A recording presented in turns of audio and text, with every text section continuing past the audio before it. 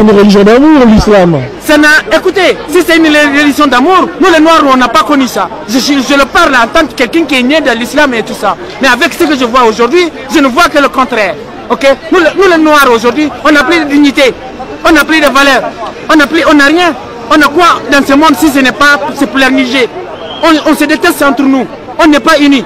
L'Afrique est découpée, déshumanisée. Hein? Donc au final pour l'Africain, est-ce bon d'être musulman ou chrétien? La religion des Africains, c'est notre unité, ça s'appelle le Vida. Vérité, unité, dignité, amour. Si nous ne nous aimons pas, si nous ne nous unions pas, si nous n'avançons pas sur la même direction pour libérer l'Afrique, les Africains, psychologiquement, on restera toujours l'esclave des autres.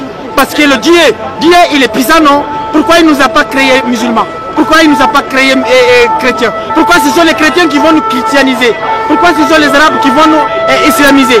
Pourquoi toute notre culture est arabisée et islamisée? Si vous partez aujourd'hui en Afrique, vous ne trouvez rien de culture africaine. Vous ne trouvez rien. Tout est arabisé ou occidentalisé.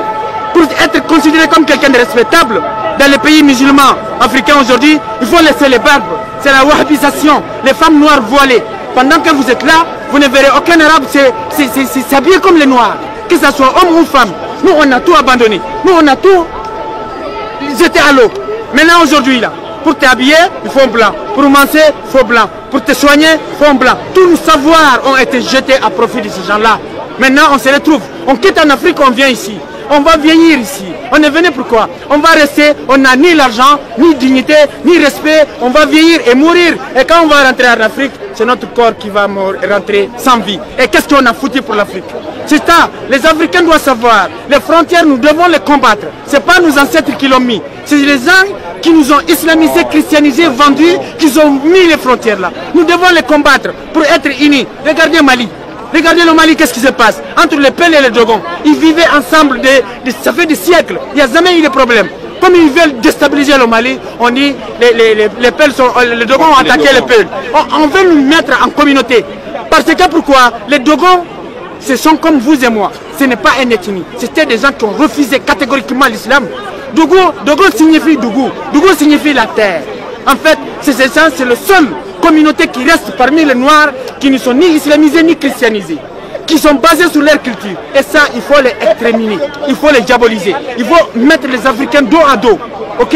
L'ennemi de l'Africain, c'est son idéologie aliénée. On est trop aliénés. Il faut qu'on se réveille. Notre religion, c'est notre unité. C'est la seule chose qui peut nous sauver partout et dans n'importe quelle situation. Vous voyez, si Dieu existait, si Dieu pouvait, si religion pouvait construire un continent, l'Afrique serait le continent le plus développé au monde. Mais on prend chaque année des milliards de Noirs prennent des milliards de footballeurs, de stars pour aller à la Mecque. Tous ces milliards-là que les Noirs dépensent à la Mecque. Et si on les mettait ensemble, on va faire des autoroutes entre Lagos, Johannesburg, entre Abidjan, Conakry, Dakar, partout en Afrique, on va avoir des trucs. Il faut vraiment qu'on se réveille, il faut qu'on se donne les mains. C'est ça le problème africain.